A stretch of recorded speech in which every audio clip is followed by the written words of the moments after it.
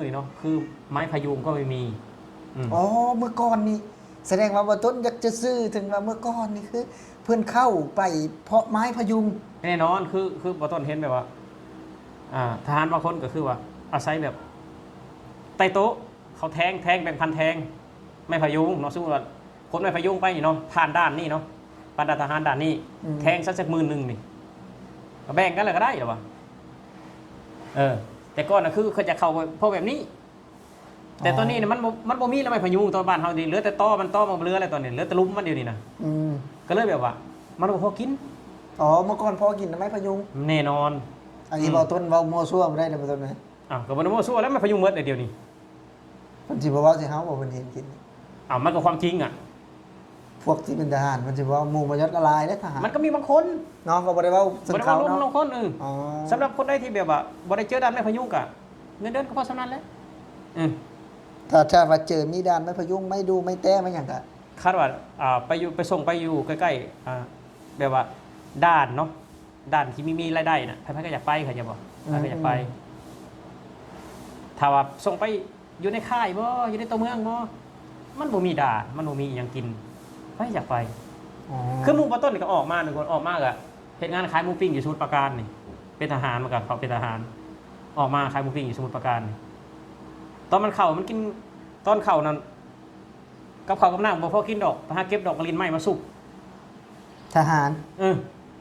บ่แม่นบ่มีแบบว่าทุกวันต้องกินอาหารที่มีโปรตีนมันบ่มีแบบนั้นเจ้าเห็นนะแบบคือเห็นเขาลงคลิป TikTok อยู่คือว่าบ่เป็นทหารบ่ใส่สูทเขียวๆเอาคันว่าเฮาเอาคือกินมาม่าใส่ข้าวมันยังมาม่าห่อนึงกับข้าวจำโปเป้เจ้ากํลังจะมาตีหมู่บ่ได้มีได้แบบโภชนาการแบบคือประเทศไทยคือมีไข่มีผักมีนมมีหยังเนาะคือมีอีหยังเขาห้องถาดอาหารนะอ๋อที่เป็นลุมไปลองคือถาดคนนักเรียนนะถาดลุม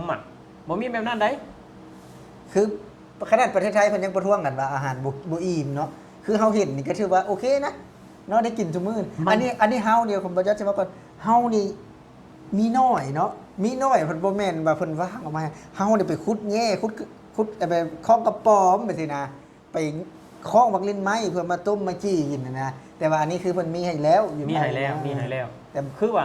อะไรวะประเทศไทยเพิ่นก็เพิ่นเจริญแล้วเนาะทุกคนถือว่าอาหารสำนี้คือว่ายังบ่เพียงพอนะเพิ่นน่ะยังบ่เพียงพอเพิ่นว่าเนาะแต่ว่าสำหรับเฮาเนี่ยเพียงพอแล้วมันเหลือหลายแล้วสำนี้นะแม่นบ่ซ้ำสวัสดีครับผม สวัสดีครับผมสวัสดีครับ FC บ่อยอด FC บ่ต้นมาสุขุสุคนเนาะวันนี้กับบ่ต้นเดินทางมาปทุมธานีทุกคนมาห้องบ่อยอดตอนนี้ก็นั่งอยู่ห้องบ่อยอดอยู่ทุกคนกินข้าวแล้วครับมานั่งคุยกันกับน้องเพิ่นเนาะคือว่าช่วงนี้คือว่าชายแดนไทยกับเขมรนี่แบบว่ายังบ่จบเนาะตอนนี้เนาะยังบ่จบคือปิดด่านนะปิดด่านถ้าว่าเกิดความรุนแรงขึ้นมานี่ก็รายงานกัมพูชากับสิกับประเทศนะบ่ต้นคิดว่ากับประเทศแต่ว่าเพิ่นสิจ่ายแรงงานลาวได้บาดนี่แรงงานลาวเพิ่นสิรับเพิ่มขึ้นหลายขึ้นได้เพราะว่าแรงงานเขมรเมื่อบ้านเลยเด้เอาเพิ่นแจ้งเมื่อยหรือไงถ้าว่าเกิดความบ่สงบขึ้นก็อาจจะมีบางส่วนนะอาจจะมีผลกระทบนะกับแรงงานเขมรเนาะกับแรงงานเขมรคืออาจจะ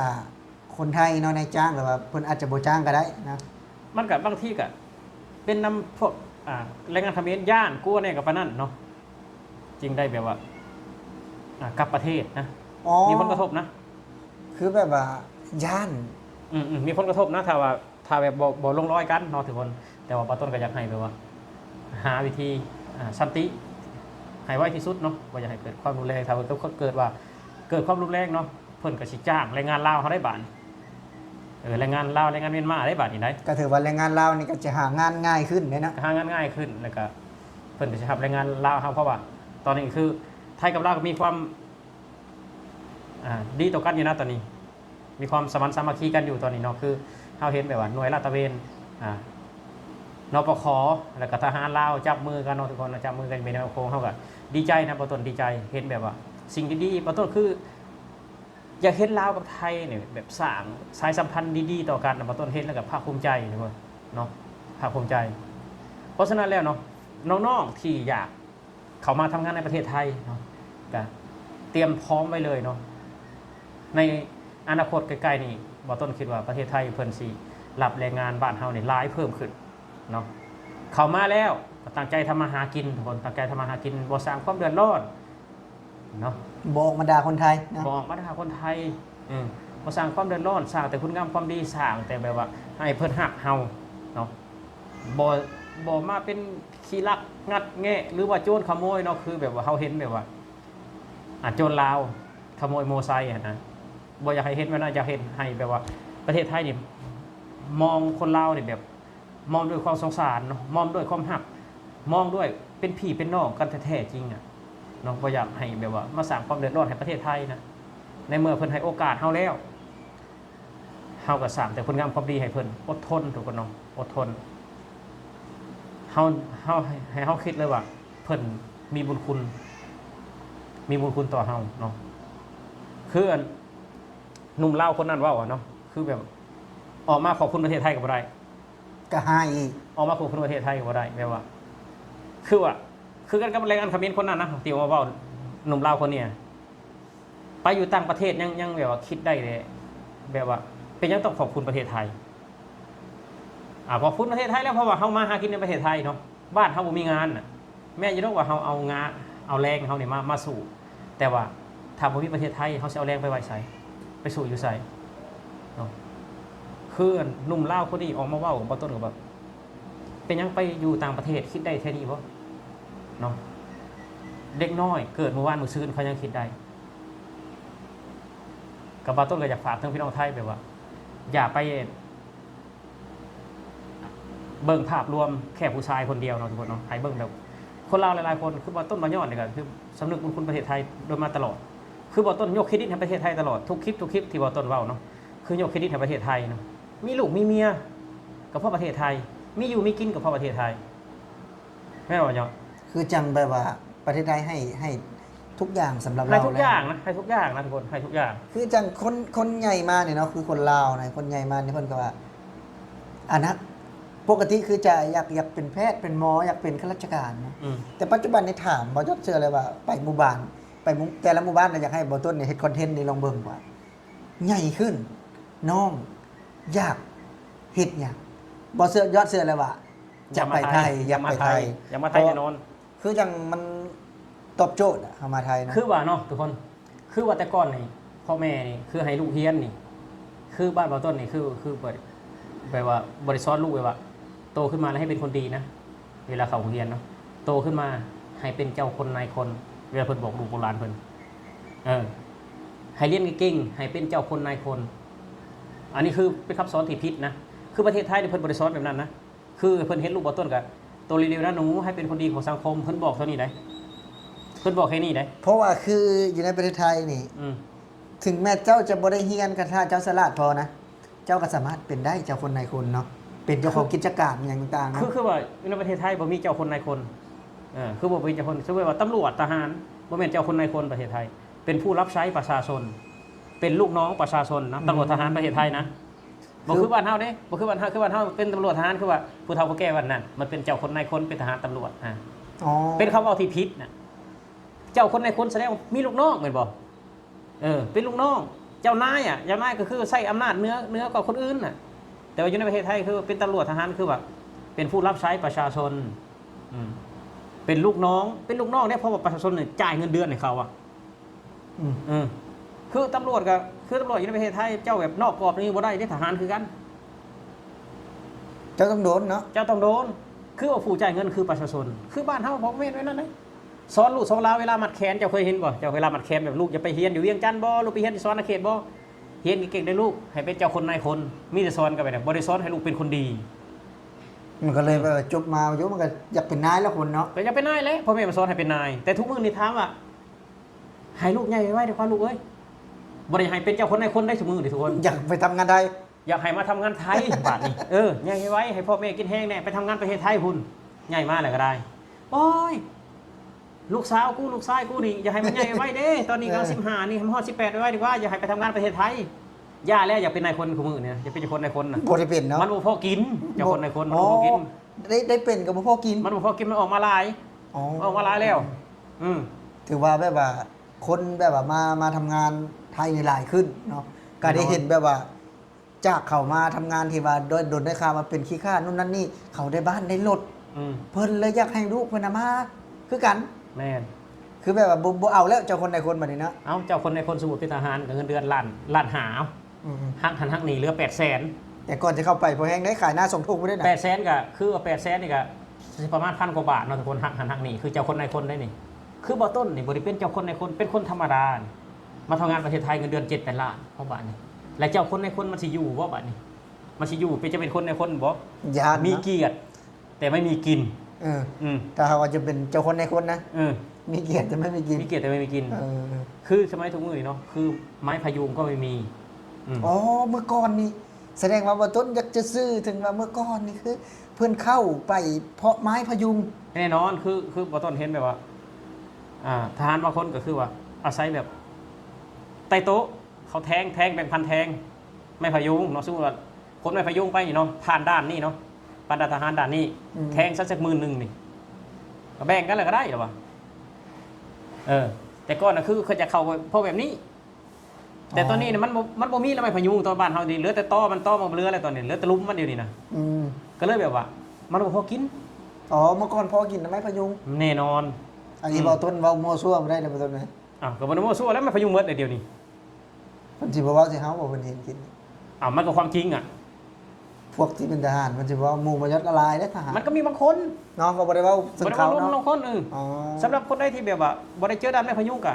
เงินเดือนก็พอสำนั้นแหล้ว ถ้าว่าเจอมีดานไม้พยุงไม่ดูไม่แต้ไม่หยังกะ คาดว่าไปส่งไปอยู่ใกล้ๆแบบว่าด้านเนาะด้านที่มีรายได้น่ะใครๆก็อยากไปใครจะบอกใครก็อยากไปถ้าว่าส่งไปอยู่ในค่ายบ่อยู่ในตัวเมืองบ่มันบ่มีด่านมันบ่มีอิหยังกินใครอยากไป คือหมู่ปต้นนี่ก็ออกมาหนึ่งคนออกมากอะเหตุงานขายหมูปิ้งอยู่สมุทรปราการนี่เป็นทหารมากับเขาเป็นทหารออกมาขายหมูปิ้งอยู่สมุทรปราการนี่ตอนมันเข่ามันกินตอนเข่านั้นกับเขาวกับน้ำบ่พอกินดอกไปหาเก็บดอกกระลินไม้มาสุก ทหาร บ่แม่นบ่มีแบบว่าทุกวันต้องกินอาหารที่มีโปรตีน โอ้ยมัน โภ บ่ ช มี นา แบบ การ นั้นเจ้าเห็นนะแบบคือเห็นเขาลงคลิป TikTok อยู่คือว่าบ่เป็นทหารว่าใส่สูทเขียวๆหาเอาคันว่าเฮาเอาคือกินมาม่าใส่ข้าวมันยังมาม่าห่อนึงกับข้าวจ้ำโปเป้อ่ะ เจ้าកម្លាំងจะมาตีหมู บ่ได้มีได้แบบโภชนาการแบบคือในประเทศไทยคือมีไข่มีผักมีนมมีหยังเนาะคือมีอีหยังเขาห้องอะถาดอาหารนะ อ๋อที่เป็นลุม ไปลองคือถาดคนนักเรียนนะถาดลุมอ่ะบ่มีแบบนั้นได้ คือขนาดประเทศไทยเพิ่นยังประท้วงกันว่าอาหารบ่อิ่มเนาะคือเฮาเห็นนี่ก็ถือว่าโอเคนะเนาะได้กินทุกมื้ออันนี้เฮาเดียวผมบ่จะว่าก่อนเฮานี่มีน้อยเนาะมีน้อยเพิ่นบ่แม่นว่าเพิ่นว่างออกมาเฮานี่ไปขุดแง่ขุดไปคล้องกระป๋อมไปสินะไปคล้องบักลิ้นไม้เพื่อมาต้มมาจี้กินนะแต่ว่าอันนี้คือเพิ่นมีให้แล้วอยู่ มีให้แล้ว แต่ คือว่าอะไรวะประเทศไทยเพิ่นกับเพิ่นเจริญแล้วเนาะทุกคนถือว่าอาหารสำนี้คือว่ายังบ่เพียงพอนะเพิ่นน่ะยังบ่เพียงพอเพิ่นว่าเนาะแต่ว่าสำหรับเฮาเนี่ยเพียงพอแล้วมันเหลือหลายแล้วสำนี้นะแม่นบ่ ซ้ำๆสายตาเฮานี่เนาะ เจ้าเห็นทหารไทยจ้อยบ่ทหารไทยจ้อยงงแงงมีบ่มีแต่บึก บึกๆเนาะนมใหญ่ๆเนาะ บึกใหญ่ๆปีกใหญ่ๆอุ้ยคือว่า นี่บ่ยศไปเป็นนี่ได้บ่ประธานนี่ บ่ได้บ่ยอดแล่นบ่ทันหนูดอก ไม่เป็นไร เนาะ บ่ได้บ่หมู่บ่ยศอ่ะตอนเข้าไปเป็นทหารใหม่ๆอ่ะน้องชายอ่ะที่เป็นคนไทยแหละเพิ่นเข้าทหารอ่ะ100โล100กิโลนะพอเพิ่นเข้าไปแล้วกล้ามซิกแพคเพิ่นได้บาดนี่ โอ้ต้องฝึกนะ เพิ่นฝึกเด้ ไทยฝึกนะ อ๋อ เด้ เพิ่นว่าตื่นแต่เช้าตี4ตี5เนาะลุกออกกำลังกายแปลว่ามีระเบียบหมู่บ่ยศบัดเฮียนรุ่นเดียวเนาะเฮียนมปลายผมเดียวเป็นทหารขี่บ่ยศเห็นบ่ยศขี่สุดโพโล คือว่าอยู่ในประเทศไทยเพิ่นก็อาหารการอยู่กินเพิ่นก็เรียบร้อยอยู่แล้วทุกคนอย่าว่าแต่อาหารนะเบิ่งชุดแต่งกายของทหารนะเจ้าคิดเบิ่งอ่ะเอ้าชุดแต่งกายของทหารไทยบ่แม่นมีชุดเดียวดิมีหลายอย่างดิไฟฉายมีมีดมีหยังอีในบ้านเฮามีบ่ไฟฉายไฟฉายก็ไฟฉายมากัดกบบ้านเฮาอ่ะ อ๋อใจโคมเนาะ โคม บ่มีไฟฉายหน่อยแบบประเทศไทยบ่มีได้บ่มีบ่ต้องเชื่อเลยว่าบ่มีอ่ะไฟฉายน่ะไฟฉายเวลาฉุกเฉินมันยัง คันในแอลมันก็มีมีดที่แบบว่าเป็นของที่แบบว่า ทหารใช้เนาะไม่ใช่แบบว่า บ่แม่นว่าสิเป็นของ กระดาษผ้า คือว่าบอลใส่แม็กกาซีนเนาะใส่แม็กกาซีนอยู่เต็มอยู่พี่มีเสื้อเสื้อเกราะคือทหารไทยอ่ะเบิ่งแต่ชุดเพิ่นก็ต่างเลยนะเข้าใจบ่บ้านเฮามีบ่ทหารเฮามีบ่เสื้อเกราะมีก็มีน้อยนะ บ่เสือเกาะนี่ก็เป็นเฉพาะอันนั้นบ่จัดว่าเป็นเฉพาะแบบว่าหน่วยงานบ่หรือลาวจังมี แม่นคือทหารไทยเพิ่นมีต้องมีเสื้อเกราะมีหมวกมีไฟฉายเนาะเรียบร้อยดีอ่ะคือแบบว่าบ่ต้นเห็นแล้วก็ประทับใจบ่เห็นนะ บ่ต้นเห็นแล้วก็บ่ต้นมักนะทหารไทยบ่ต้นมักเบิ่งนะทหารไทยทหารอินโดนี่เนาะคือว่าเขาแบบถ้าเป็นเล็กก็เป็นเล็กที่แข็งแกร่งนะสภาพแบบเบิ่งหมวกเบิ่งหยังนี่นะหมวกก็โอ้โห คือทหารอินโดนี่บ่ต้นก็มักเนาะ มาก งามบ่ต้น กองกำลังผีดิบ โอ้แสดงว่าบ่ต้นนี่ศึกษาทหารนี่ว่ามันโดนมาฮู้หลายพอสมควร เบอร์หนึ่งของอาเซียนแหละคืออินโดนีเซีย อ๋ออ คือประเทศไทย FC ไทยเพิ่นบอกว่าประเทศไทยเป็นเบอร์3เบอร์2ของเวียดนามบ่ต้นสำหรับบ่ต้นนะทุกคนอื่นแบบสิเอามาดหยังมาวัดก็บ่ฮู้แต่ว่าบ่ต้นเนี่ยบ่ต้นมักประเทศไทยบ่ต้นยกให้ประเทศไทยเป็นอันดับ2นะทหาร แม่นแต่ว่าคือเฮาก็มองตามเพิ่นจัดมาแหละ เพราะว่าคือเวียดนามก็คือฮู้อะเนาะเพิ่นก็ผ่านมาหลายเวียดนามแล้วก็เพิ่นก็บ่ได้แม่นว่าสิด้อยพัฒนาคือบ้านเฮานะพี่น้องกันอยู่แต่บ่คือกันนะกับลาวเฮานะ พี่น้องกันเอง เอ้านี่ลาวจีนเนาะเวียดนามกับพี่น้องเขาอยู่แต่ว่าแบบว่าน่าจะเป็นแบบว่าในสถานที่กำพร้าเนาอะน้องหมู่เลยก็คือเพิ่นนะยอมรับนะเวียดนามนี่ก็เจริญกว่าเฮาหลายอยู่ดีนะ ก็ถือว่าเจริญกว่าเฮาหลายดีถามว่าอาวุธนี่เฮาก็บ่ฮู้ดอกแต่ว่าเพิ่นจัดมาคือซั่นเนาะเพอเวียดนามนึงก็อาจจะประชากรเพิ่นประชากร คือน่าจะ หลยกว่ น่าจะกำลังพลน่าจะหลายกว่าเนาะเวียดนามแล้วก็กำลังพลเนาะแต่ว่าถ้าว่าตัวต่อตัวเนี่ยเนาะบ่ต้นเสื้อแล้วว่าสู้ไทยบ่ได้ตัวต่อตัวนะเพราะว่าเวียดนามนี่บ่ตัวใหญ่ อืม เวียดนามสิตัวน้อยบางทหารเวียดนามนะบางนะจะเห็นคนเวียดนามอ้วนบ่มีได้คนเวียดนามเขากินแต่ผัก อืม มันสิผอมถ้าตัวต่อตัวนะบ่ต้นยกให้ไทยอ่ะ อันนี้กับมันก็ขึ้นกับความมักบอกกันเลยเฮามักไทยอยู่แล้วเด้ เขามักไทยอยู่แล้ว เฮาต้องเสียไทย แน่นอน แน่นอนอันนี้มันก็เป็นความรู้สึกส่วนตัว แม่ ว่าซั่นซะเนาะ อินโดนี่คือว่าอินโดนี่ใหญ่ดำ เพิ่นคนสัญชาตินี่มันมีอินโดนะ ฮะ คนสัญชาติไอ้หลายนะสัญชาติก็ชาวเนเธอร์แลนด์นะดัก บ่อันนี้คือทีมฟุตบอลเนาะทีมฟุตบอลแต่ว่าทหารนี่คืออินโดแท้ๆอินโดจ๋า บอกแบบว่าอาจจะมีเสื้อสายมาแต่พุ่นหลายก็มีนะ แม่นแต่ ใน ว่า สมัยก่อนเนี่ยเพราะว่ามันหัวมันขึ้นนะ โอ้กองกำลังผีดิบ อืม ใส่หมวกสีแบบออกสีส้มๆแดงๆหน่อยหนึงเนาะคือหมวกอินโดกับหมวกประเทศไทยนี่หมวกประเทศไทยอาจจะเป็นสีดำเนาะแต่หมวกอินโดจะเป็นสีแดงหน่อยหนึงหมวกสไตล์เดียวกัน คือว่าทหารบ้านเฮาบ่มีได้หมวกแบบสไตล์แบบของไทยหมวกแบบแงบหมวกนี่ฮะคือบ้านเฮาคือมีใบแบบนี้หมวกบ้านเฮาหมวกแบบบางใบหนาย่านฝากินหนา อย่าเป็นซิว อ๋อหมวกลาวก็มีบ่แม่นแนะ มีแต่มีมาทางหน้านี้ อ๋อ หมวกไทยทำไมเจอมาในนี้จิ๊กในนี้เห็นบอลหมวกไทยวะเห็นบอลตอนนี้กำลังดังอยู่แม่ทัพภาคที่2เนาะบอลต้นมักเบิ่งทุกคลิปเลยแม่ทัพภาค อ๋อ ที่ส หม อง ดแคนกันคูณ บอลต้นมักขนาดบอลต้นมักขนาดมนแคนเกตคูณแม่ทัพภาคที่2เนาะทุกคนบอลต้นมักเบิ่งอันนั้นเลยคือหมวกของประเทศไทยแบบนั้นบ่มีแบบบ้านเฮาเป็นอย่างเงี้ยแบบนี้ เป็นยังคนจะห้องแม่ทัพภาคที่สอง คืออยู่ประเทศไทยนี่ทุกคนคือว่าประเทศไทยนี่เป็นบ่ได้เป็นประเทศที่บ่ได้เป็นโฮมเมืองขึ้นไผคือเจ้าเคยเบิ่งบ่หนังแต่ก่อน นางแต่ก่อนแม่ทัพภาคนั้นแม่ทัพภาคนี้แม่ทัพภาคที่1แม่ทัพภาคที่2มันอยู่คนละภาคกันเขาใจบอกอยู่คนละภาคกัน อยู่ภาคนั้นภาคนี้คือแม่ทัพภาคที่1ก็คือแม่ทัพภาคที่2ก็น่าสิประจำอยู่แถวภาคอีสานนะเนาะบ่ต้นก็บ่ฮู้เนาะทุกคนก็ฝาก FC แบบว่าประเทศไทยมีจักแม่ทัพเนาะบ่ต้น เพราะว่าเห็นบ่ต้นว่าภาคที่2ภาคที่2ถ้าเป็นยังฝึกคือห้องแบบนั้นนะอันนี้กับโดยที่บ่ฮู้นะ คือว่าคุมภาคไปภาคมันนะคือว่าคุมภาค แต่บ่ต้นกันยังบ่ฮู้เลิกว่ามีจักคนมี บ่ จัก ต้นว่า นั่นน่ะ บ่ต้นว่าแม่ทัพภาคที่1ต้องมีอยู่แล้วแล้วก็แม่ทัพภาคที่2 อ๋อแล้วมันมีจักภาค มีจักภาคอีกแม่จักภาคแม่ทัพเนาะโท อันนี้ให้คนให้พี่น้องคอมเมนต์เข้ามาเบิ่งเนาะเพราะว่า คือว่าคุมโซนไทยโซนมันได้คือตอนนี้ก็เกิดเรื่องก็คอมเมนต์เพิ่นก็มอบหมายให้แม่ทัพภาคที่2ดูแลแม่ทัพภาคที่2ดูแลคือแม่ทัพภาคที่2นี่เท่าเพิ่นก็ได้รับคำสั่งจากรัฐบาลบางครั้งก็เพิ่นก็ออกความคิดความเห็นของเพิ่นเองนะจากสถานการณ์ฉุกเฉินแบบว่าคือแบบเฮาได้ยินแบบแม่ทัพภาคที่1แม่ทัพภาคที่2เฮาก็ดีใจเด้เฮาแบบว่าหน้าค้นหานะเขาจะบอกว่าเนี่ยหน้าค้นหาแบบว่า คือเฮาเคยเบิ่งหนังแต่จังน้อยเนาะแม่ทัพนั้นแม่ทัพนี้แม่ทัพนาเรศวรแม่ทัพอีหยังเนาะแม่นบ่หนังเด็กน้อยตะกี้อ่ะแต่ตอนนี้เพิ่นก็ยังเอา แบบว่า ยังเอามาใช้ เอาซื้ออันเก่าเพิ่นยังมาใส่อยู่ เนาะบ่ต้องแบบนอนคิดบ่ต้องกับหลายคนคือประเทศไทยแบบแม่ทัพภาคที่สองคือว่าเป็นแบบว่าเน็ตไอดอลคนหนึ่งนะตอนนี้กำลังฮิตเลยแม่ทัพภาคที่สองนี่ อ๋อมันแค่กันคืน คนแค้นเกณฑ์คูณนะทุกคนเนาะคืออายุเพิ่นก็ยังบ่หลายปานใดเด้อายุเพิ่นก็ยังบ่หลายปานใด น่าจะฮอตราคาบ่ ยันหากว่าๆประมาณยันหากว่า ถือว่ายังวัยรุ่นอยู่เนาะก็คือบ้านเฮาน่ะงอมแล้วสำหรับ แม่ๆ บ้านเฮานี่ถือว่า คือว่า ซูมนะ เพิ่นเป็นนิ่งเนาะเพิ่นเป็นคนนิ่ง แต่ว่าเข้มแข็งข้างในเข้มแข็งเนาะทุกคนคำพูดคำจานิสัยเข้มแข็งโอ้บ่ต้นเห็นแล้วก็เบิ่งทุกมื้อนะบ่ต้นเบิ่งแม่ทัพภาคที่สองนี่นะเนาะบ่ต้นก็จะฝากถึงเนาะอยากฝากถึงแม่ทัพภาคที่สองเพราะว่าบ่ต้นก็เป็น FC เพิ่นนะทุกคนบ่ อ๋ ต้ อน นี่ บ่ต้อง FC มัน บ่ต้นได้เบิ่งแม่ทัพบ่ต้นดูท่านทุกวันนะครับแม่ทัพภาคที่สองเนาะสำหรับคลิปนี้นะทุกคนบ่ต้นกับบ่ยอดกับศิลาพีลาน้องไปแล้วขอบคุณ FC ทุกท่านทุกคนเนาะถ้าชอบคลิปนี้กดไลค์กดแชร์กด Subscribe เพื่อเป็นกำลังใจให้พวกเรา2คนสำหรับคลิปนี้บ่ต้นกับบ่ยอดขอกล่าวคำว่าสวัสดีครับผม บ